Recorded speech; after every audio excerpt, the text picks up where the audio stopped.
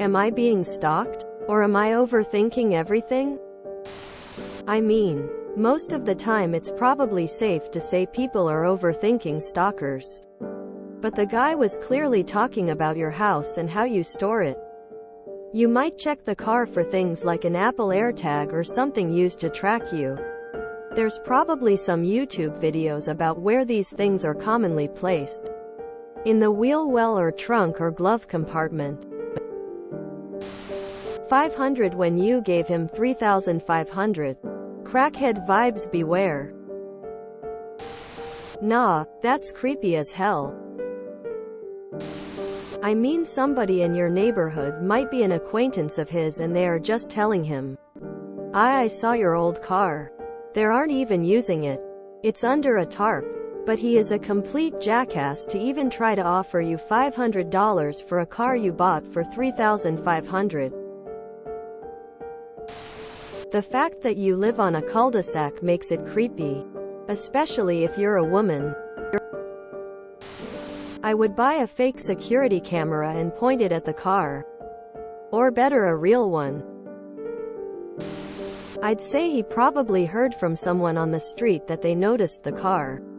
There's also a chance he still has a key for the car.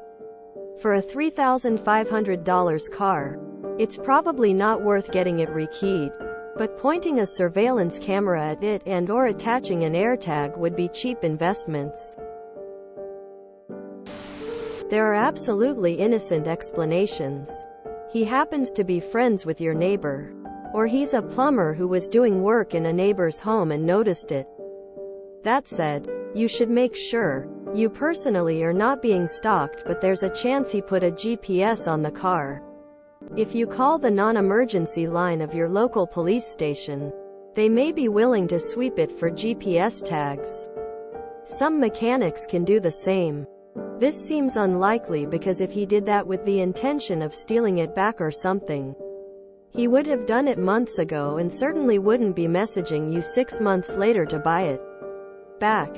It's much more likely he happened to notice it recently and saw the tarp and assumed it wasn't being used and hoped he could get a great deal and sell it again and make $3,000. But again, just the peace of mind is worth checking. Sounds like he sold it to pay for his meth habit, and somehow has some extra cash and figures he can buy it for $500 and sell it for $3,500 again.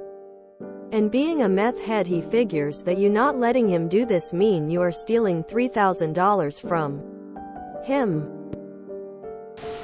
Tell him you are keeping it nice for your boyfriend who is due out of prison.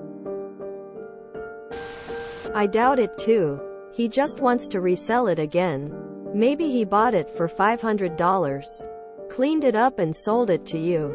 Now he wants to rinse and repeat. You told him no, so I doubt you'll hear from him again. Maybe he has a friend that lives on your road, or maybe he does construction or something and drives the area often. Check for any tracking devices on the car. There are apps you can use. Did you ask him why he thinks, how he knows it's sitting under a tarp?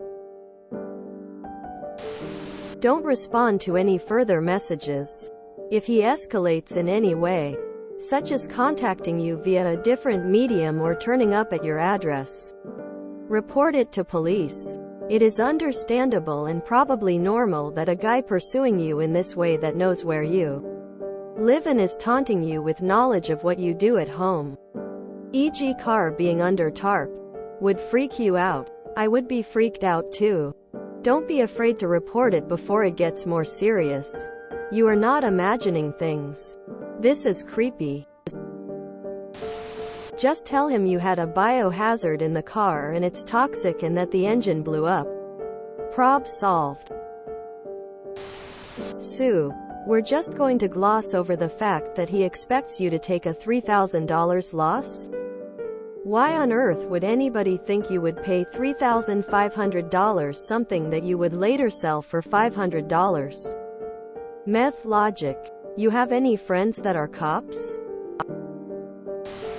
I would thoroughly investigate the car to make sure there isn't an AirTag, tile, GPS tracking device. That's creepy AF.